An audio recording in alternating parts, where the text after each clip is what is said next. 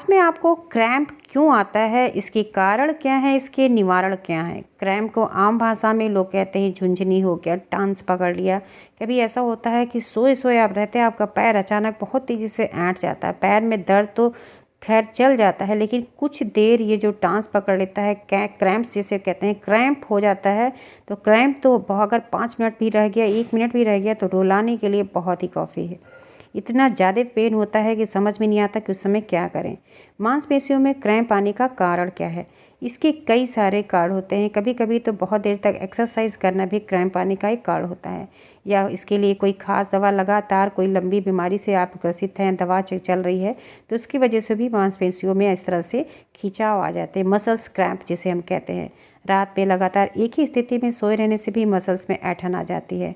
या फिर कई कारण ऐसा भी होता है जो हम आपको आगे वीडियो में शेयर करने जा रहे हैं कि कौन कौन से कारण हैं। जैसे कारण होता है हाइपोथायराइड। अगर हाइपोथायराइड की समस्या होती है तो इसमें भी अक्सर क्रैम्प्स की प्रॉब्लम आ ही जाती है। और जो कारण है, कई कारण ऐसे होते हैं कि कई पेशेंट ऐसे होते हैं कि जो बहुत ज़्यादा बीमार होते हैं, जैसे डायबिटिक के पेशेंट हैं, या फिर कोई ऐसी बीमारी है जिसकी लगातार वो दवाइयाँ लेते रहते हैं। तो लगातार जो दवाइयाँ लेते रहते हैं उसकी वजह से भी मसल्स में ऐंठन आ जाती है, क्रैम्प की शिकायत हो जाती है। शुगर का लेवल अचानक बढ़ जाता है तो उसमें भी क्रैम्प की शिकायत हो जाती है। तो ये बीमारियों की वजह से भी होता है।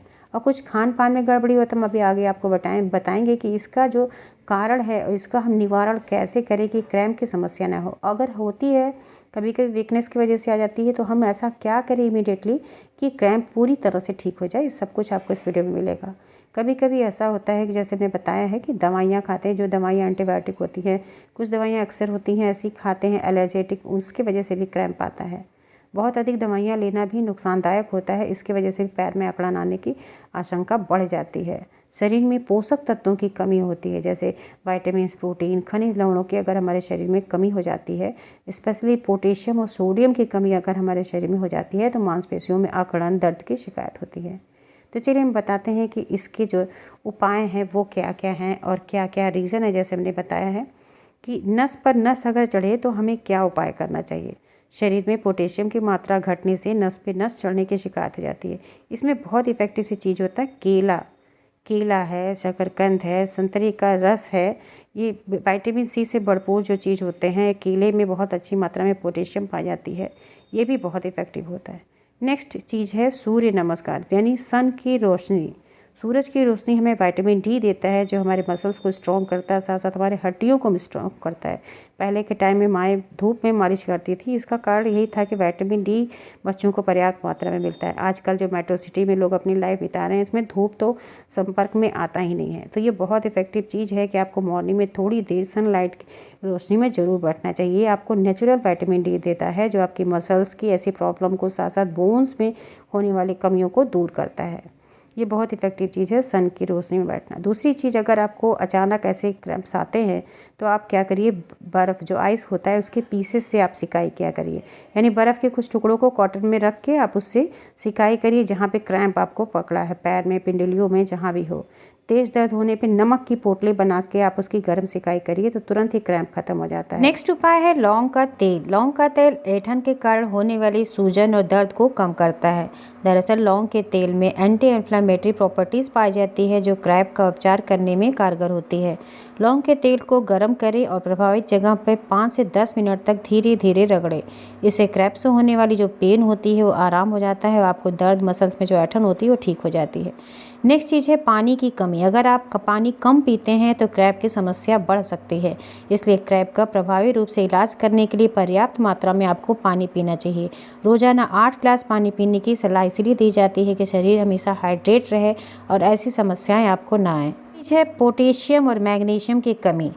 प्रतिदिन अपने खुराक में नट्स है, बीन्स है, साबुत अनाज हैं और ब्रेड है, केला है, यानी ब्राउन ब्रेड जो आते हैं वो आप ले सकते हैं। बाली ब्रेड जिसे कहते हैं, संतरे को शामिल करिए, जिसमें पोटेशियम और मैग्नीशियम भरपूर मात्रा में होता है, जिससे पैरों में होने वाले ऐंठन में आराम मिलता है। इसलिए अपने डाइट में आपको पोटेशियम और मैग्नीशियम से भरपूर हमेशा डाइट को लेना चाहिए, जिससे आपको क्रैम्प की समस्या ना हो। नेक्स्ट चीज़ है, जैसे हमने बताया है, केला में पोटेशियम, मैग्नीशियम प्रचुर मात्रा में पाया जाता है, इसलिए दिन में 3 केले जरूर खाने चाहिए। इससे क्रैम्प होने की संभावना कम हो जाती है और आपके पैरों में जो मसल्स में जो पेन होता है, मसल्स में ऐंठन, ये समस्या आपको बिल्कुल नहीं होती है।